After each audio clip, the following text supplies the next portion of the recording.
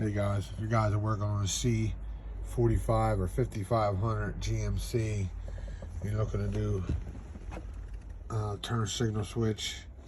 To get this off, to get this top piece here, you gotta remove this. There's a little collar.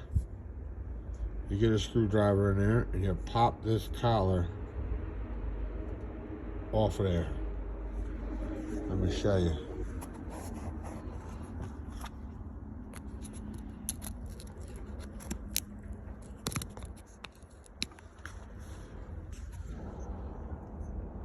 There's the collar.